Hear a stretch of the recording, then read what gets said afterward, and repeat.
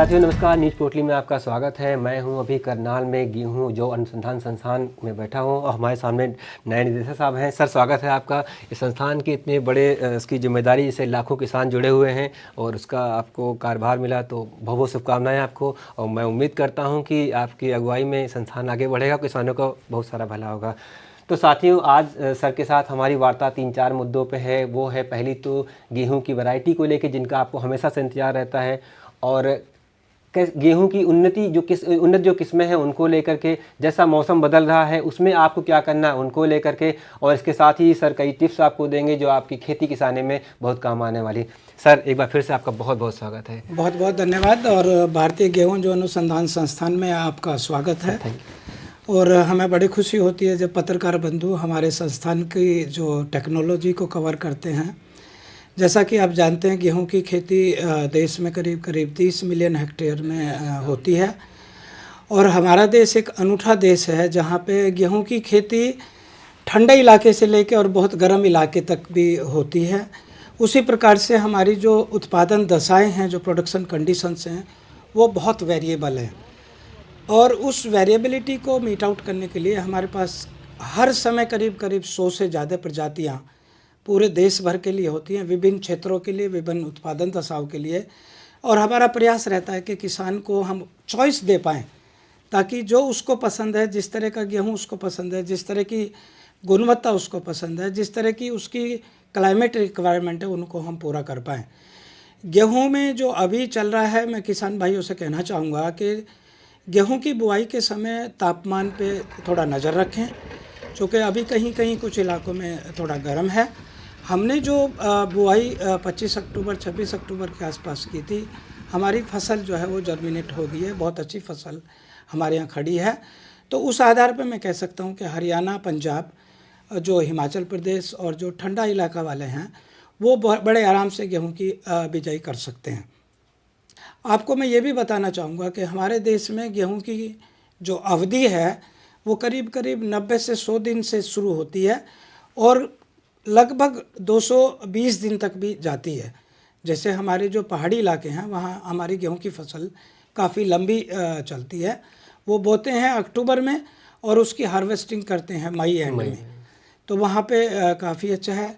जो नई प्रजातियाँ हमारी आई हैं, इस संस्थान ने, मेरे से जो पूर्व निदेशक थे, उन्होंने बीज के ऊपर, सीड पोर्टल के ऊपर, किसानों की आवश्यकता के ऊपर काफ़ी जोर दिया और मेरे लिए वो एक चुनौती भी है।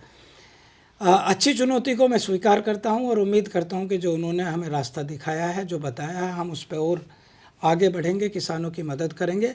हमारे संस्थान ने अभी जो प्रजातियां पिछले 5-6 साल में विकसित की हैं, उसमें प्रमुख प्रजातियां हैं DBW-187, DBW-303। इनको हम दोनों को पैन इंडिया वेराइटीज़ वीट की कह सकते हैं हम, क्योंकि ये करीब करीब 20 से 22 मिलियन हेक्टेयर एरिया में इनको उगाया जा सकता है। हमारे प्रयास होता है कि हम किसी एक विशेष वैरायटी के ऊपर किसानों को ना रखें। कल को कोई प्रॉब्लम आती है तो सारे किसानों को वो प्रॉब्लम नहीं होनी चाहिए। तो हम वैराइटल मोजेक चाहते हैं, किसान अलग अलग तरह की वैरायटीज़ उगाएं। और इस संस्थान की करीब करीब आधा दर्जन से ज़्यादा वैरायटीज़ अभी आज की तारीख में बहुत ही प्रचलित है और किसानों द्वारा पसंद की जा रही है। उसमें जैसे 2 वैरायटीज़ मैंने बनाया, DBW-187, 303। अभी हमारी 2 और वैरायटी पिछले साल आई थी, DBW-327 और DBW-332। 3 प्रजातियां हमने इसी साल विकसित की हैं। उनकी संस्तुति सेंट्रल वैराइटल रीज कमेटी से अभी होनी है। वो हैं DBW-370, 371 और 372। हमारा प्रयास पिछले 4-5 साल से रिसर्च के माध्यम से है कि किसान को जो जलवायु परिवर्तन में जो परेशानियाँ आ रही हैं, हमारी प्रजातियाँ, हमारी टेक्नोलॉजी ऐसी हो ताकि अगर कोई असर क्लाइमेट का आता भी है तो प्रजाति के उत्पादन पर, किसान की आमदनी के ऊपर उसका कोई विपरीत असर नहीं होना चाहिए। मैं किसानों को आश्वस्त करना चाहता हूँ कि हमारी जो नई वैरायटीज़ हैं वो क्लाइमेट के प्रति, चाहे थोड़ा सूखा हो जाए या थोड़ा सा गर्मी बढ़ जाए या कभी कभी हम देखते हैं कि बहुत ज़्यादा बारिश हो जाती है, तो हमारी जो ये प्रजातियाँ हैं इनमें जो क्लाइमेट रेजिलियंस है, जो टॉलरेंस है उसके प्रति, वो काफ़ी अच्छी है। एक चीज़ और मैं कहना चाहूँगा, हमारा पूरा जोर है आजकल गुणवत्ता के ऊपर, चूँकि किसान की भी और जो अर्बन एरियाज़ हैं उनकी भी फूड चेंजेस जो हैं, वो जो डाइवर्सिटी है वो चेंज हो रही है। लोग तरह तरह के फूड हमसे मांग रहे हैं। तो हमारा प्रयास है कि हम जो व्यंजन किसान बनाना चाहता है, जो व्यंजन आम आदमी गेहूं से बना चाहता है, उसको उस व्यंजन विशेष की प्रजाति हम दें। और साथ ही साथ हम जो पोषण सुरक्षा है, जो माइक्रो न्यूट्रिएंट्स की अवेलेबिलिटी है, उसको हम इंश्योर करें, वो ज़्यादा से ज़्यादा हम बायोफोर्टिफाइड जिसको हम कहते हैं प्रजाति में जेनेटिक रूप से हम उसको डाल के किसानों को देने का प्रयास कर रहे हैं। आपको ये जानकर बड़ा हर्ष होगा, इस देश में पिछले 6 दशकों से किसी भी प्रकार की बीमारी का कोई उतना प्रकोप आपको देखने को नहीं मिला होगा जिससे आर्थिक नुकसान किसान को बीमारी की वजह से हो। तो ये हमारा जो एक संस्थान का केंद्र, क्षेत्रीय केंद्र शिमला है, ये उनका और हमारी जो यहाँ की फसल सुधार की टीम है, फसल सुरक्षा विभाग की जो टीम है, और जो संस्थान के जुड़े हुए केंद्र हैं पूरे देश में, करीब करीब 100 के आसपास हमारे सेंटर्स हैं, जिसमें से 28-29 हमारे फंडेड हैं और करीब करीब 80-85 हमारे वॉलंटरी सेंटर्स हैं। ये सब उन्हीं की मेहनत का नतीजा है। हम यहाँ बैठ के सबको कोऑर्डिनेट करते हैं और जो अच्छे से अच्छा किसान के लिए हम दे सकते हैं वो प्रयास करते हैं। बहुत शुभकामनाएं सर आपको, आपकी ये मुहिम पूरी हो। मैं इस बीच में छोटी चीज़ें जोड़ता चाहूँगा, क्योंकि जैसे उत्तर प्रदेश है और क्या कहते हैं मध्य प्रदेश है जहाँ पे गेहूँ अच्छे पैमाने पर होता है, हरियाणा और पंजाब की कंडीशन थोड़ी सी अलग है। यहाँ हल्की सी मतलब गुलाबी सर्दी शुरू हो गई है।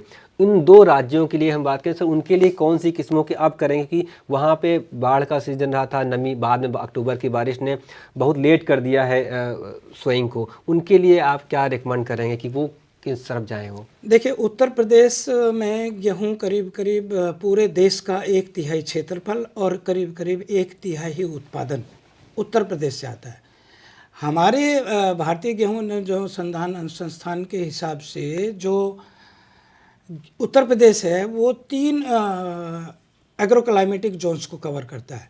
लेकिन अगर हम उत्तर प्रदेश राज्य की बात करें या हम बिहार राज्य की बात करें तो उसमें क्लाइमेटिक डाइवर्सिटी किसी भी अन्य प्रदेशों के मुकाबले बहुत ज़्यादा है। जो आपने जिक्र किया एक्सेस मॉइस्चर का, एक्सेस मॉइस्चर जहाँ लो लाइंग पैडी फील्ड्स होते हैं या जो कैनाल के कैचमेंट एरियाज़ हैं या जो नहर के आसपास का इलाका है, वहाँ थोड़ी नमी होती है। तो हम वहाँ किसानों से चाहेंगे कि जब वो नमी थोड़ी डाउन हो वो करें। और अगर किसी को बहुत ज़्यादा प्रॉब्लम है तो एक टेक्नोलॉजी है जिसको हम सरफेस सीडिंग बोलते हैं। सरफेस सीडिंग उसमें हम क्या करते हैं कि गेहूं का जो बीज है हमारा, उसकी हम कोटिंग करते हैं काव डंग से, और उसमें थोड़ा सा कोई इंसेक्टिसाइड, वीडिसाइड और इस तरह की चीज़ें मिला के, और उसको हम कोटिंग करके, और बीज को हम अगर थोड़ी नमी ज़्यादा है तो खेत में छोड़ देंगे।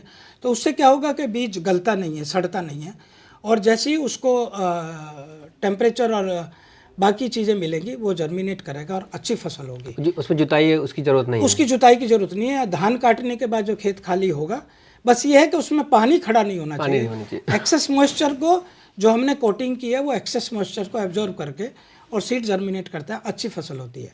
सर हम किस्मों की भी बात करते हैं, क्या वो कौन सी कुछ किस्में बता पाएंगे जो ऐसी हो जो ठीक है, थोड़ा मान लीजिए अभी अगर अक्टूबर 15 नवंबर निकल जाता है तो वो हल्का सा, जब क्योंकि उन्होंने फिर उनको मार्च अप्रैल का मिलने लगेगा, उधर गर्मी बढ़ने लगती है, फिर वो कौन सी किस्में हैं जो थोड़ा सा तापमान को सह सके? सबसे बड़ी समस्या मुझे लग रहा है कि नमी नहीं, तापमान हमारे यहाँ होने वाली है। देखिए, जो आपने सवाल उठाया वो बहुत महत्वपूर्ण है, और पिछले क्रॉप सीजन में देश में थोड़ा सा लोगों को भी चिंता थी, किसानों को भी चिंता थी, वैज्ञानिकों को भी थोड़ी चिंता थी कि जो तापमान बढ़ा है इसका विपरीत असर गेहूं की फसल में पड़ सकता है। लेकिन मैं आपको एक चीज़ बताना चाहूँगा कि गेहूं की पैदावार पिछले क्रॉप सीजन में जो हम कहते हैं ना थोड़ी कम हुई है, वो पैदावार कम नहीं हुई है। जो मॉइस्चर कंटेंट था ग्रेन का, वो जो नॉर्मली 12% होता था, वो पिछले क्रॉप सीजन में गर्मी अचानक होने की वजह से वो 8% पे हुआ। तो अगर हम 4% का नमी का मान के चलें तो वो एक बहुत बड़ा रेशो होता है, और वो जो 4% कम हुआ उसकी वजह से हमारी गुणवत्ता भी थोड़ी इम्प्रूव हुई है। चूँकि जैसे दाना ड्राई होता है तो हमारी जो गुणवत्ता है वो थोड़ी इम्प्रूव होती है। दूसरी बात मैं ये कहना चाहूँगा कि जो हमारी प्रजातियाँ, हमारा पूरा प्रयास होता है कि किसान को हम वो चॉइस दें कि उसको हर जगह के लिए हर वैरायटी की तलाश ना करनी पड़े। हमारी जो नई वैरायटीज़ हैं उनको अगर किसान 1 महीने के अंतराल के अंदर भी बोता है तो उसको किसी प्रकार की कोई नुकसान होने की कोई संभावना नहीं है। हाँ, ये बात ज़रूर है कि जो आदमी 1 महीना पहले बोएगा और जो आदमी 1 महीना बाद बोएगा, उसकी पैदावार में तो निश्चित रूप से फ़र्क पड़ने वाला है। तो हमारा प्रयास होता है कि पिछले साल भी किसानों ने भी अनुभव किया, हम वैज्ञानिकों ने भी अनुभव किया कि जो फसल टाइम से बोई गई थी उसमें जो गर्मी का असर था वो बिल्कुल ना के बराबर था, मैं तो कहूँगा बिल्कुल भी असर नहीं था। हाँ, जो फसल थोड़ी देर से बोई गई थी उसमें किसानों ने थोड़ी शंका की वजह से जो पानी देना चाहिए था जब गर्मी बढ़ी थी उस पानी को भी रोक लिया। तो कुछ किसानों को उस पानी को रोकने की वजह से भी थोड़ी सी मुझे लगता है उनकी पैदावार पे असर पड़ा है। मैं अगला सवाल यही करने वाला था, क्योंकि मैं मेरे खुद तो पिता खेती करते हैं और मैं उसमें गांव में था जब थोड़ा मार्च जिससे शुरू हुआ, पहले ठंडी थी एकदम से, फिर गर्मी आ गई, तो जो तीसरा चौथा पानी की बात चल रही थी हम देने वाले हैं, तो उनको लगा कि बीज फूल बन रहे हैं, पानी दिया जाए ना दिया जाए, और उसी समय कुछ ऐसा हो गया कि वो शायद गिर जाए या कई सारी बातें थी, मुझे ठीक से याद नहीं है उन्होंने क्या शब्द कहा था, तो पानी रोक लिया उन्होंने। और उसका भी ये कि फिर तो आसर हमने देखा ही कि जो 3 कुंटल 4 कुंटल होना चाहिए था वो कम हो गया वो। जी। तो अभी क्या मतलब पानी देना है किसानों को? देखिए, जो क्लाइमेट चेंज होता है, पर्टिकुलरली जब हम अचानक देखते हैं कि टेम्परेचर बढ़ा है, तो उसको मैनेज करने के लिए हमारे पास 2-3 ऑप्शन होते हैं।